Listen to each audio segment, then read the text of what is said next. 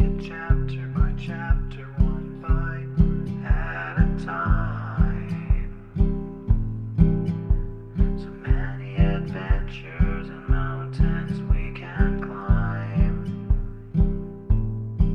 Take it word for word, line by line, one bite at a time.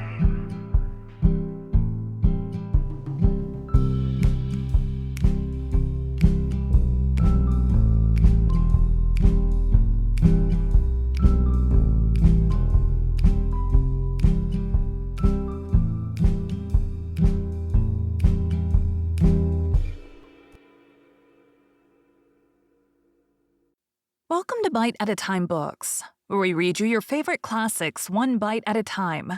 My name is Bree Carlile, and I love to read, and wanted to share my passion with listeners like you. If you want to know what's coming next and vote on upcoming books, sign up for our newsletter at biteatatimebooks.com. You'll also find our new t-shirts in the shop, including podcast shirts and quote shirts from your favorite classic novels. Be sure to follow my show on your favorite podcast platform so you get all the new episodes. You can find most of our links in the show notes, but also our website, biteatatimebooks.com, includes all of the links for our show, including to our Patreon to support the show, and YouTube, where we have special behind the narration of the episodes. We're part of the Bite at a Time Books Productions Network. If you'd also like to hear what inspired your favorite classic authors to write their novels, and what was going on in the world at the time, check out the Bite at a Time Books Behind the Story podcast, wherever you listen to podcasts. Please note, while we try to keep the text as close to the original as possible, some words have been changed to honor the marginalized communities who've identified the words as harmful, and to stay in alignment with Bite at a Time Books' brand values. Today we'll be continuing Les Miserables by Victor Hugo. Chapter 7. The gamin should have his place in the classifications of India. The body of street Arabs in Paris almost constitutes a caste. One might almost say, not everyone who wishes to belong to it can do so. This word, gamin, was printed for the first time and reached popular speech through the literary tongue in 1834.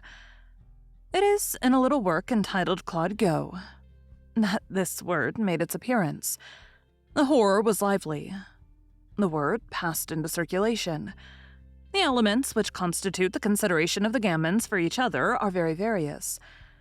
We have known and associated with one who was greatly respected and vastly admired because he had seen a man fall from the top of the tower of Notre Dame. Another, because he had succeeded in making his way into the rear courtyard where the statues of the Dome of the Invalids had been temporarily deposited, and had prigged some lead from them. A third, because he had seen a diligence tip over. Still another, because he knew a soldier who came near putting out the eye of a citizen. This explains that famous exclamation of a Parisian gamin, a profound epiphania, which the vulgar herd laughs at without comprehending. Dieu de Dieu, what ill luck I do have, to think that I have never yet seen anybody tumble from a fifth-story window. I have pronounced Eve, and fifth pronounced fifth. Surely, this saying of a peasant is a fine one. Father so-and-so, your wife has died of her malady. Why did you not send for the doctor? What would you have, sir? We poor folks die of ourselves. But if the peasant's whole passivity lies in this saying, the whole of the free-thinking anarchy of the brat of the faubourgs is, assuredly, contained in this other saying. A man condemned to death is listening to his confessor in the tumbrel. The child of Paris exclaims he is talking to his black cap. Oh, the sneak. A certain audacity on matters of religion sets off the gamin. To be strong-minded is an important item.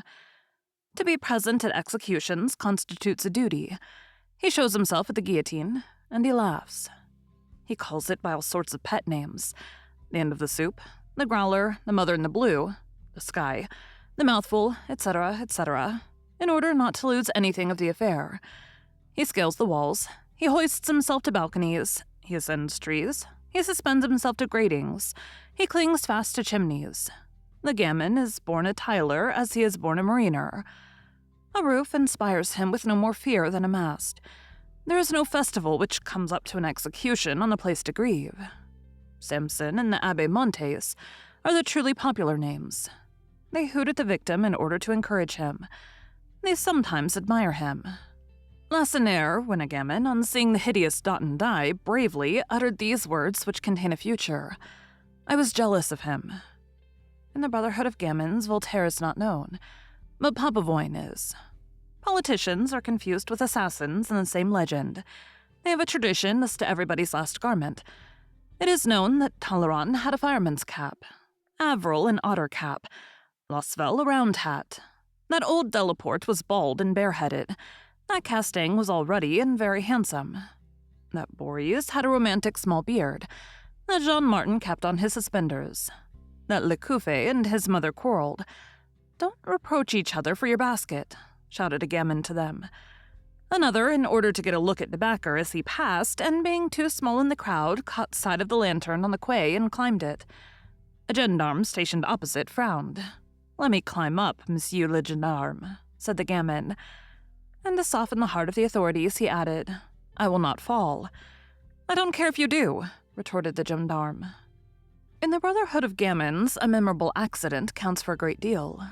One reaches the height of consideration if one chances to cut oneself very deeply to the very bone. The fist is no mediocre element of respect. One of the things that the gamin is fondest of saying is, I am fine and strong, come now. To be left-handed renders you very enviable. A squint is highly esteemed. Thank you for joining Bite at a Time Books today, while we read a bite of one of your favorite classics. Again, my name is Bree Carlile, and I hope you come back tomorrow for the next bite of Les Miserables. Don't forget to sign up for our newsletter at biteatatimebooks.com and check out the shop. You can check out the show notes or our website, biteatatimebooks.com, for the rest of the links for our show. We'd love to hear from you on social media as well.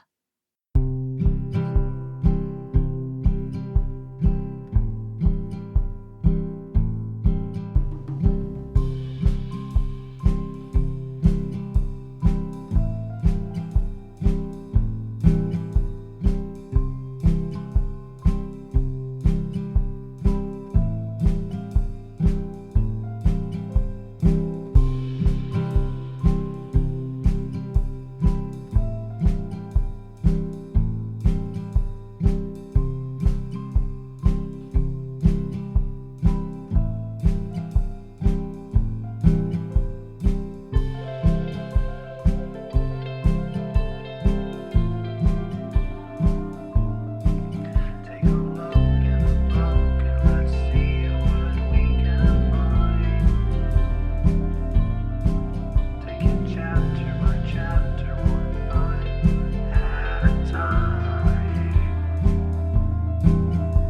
So many adventures and mountains we can climb.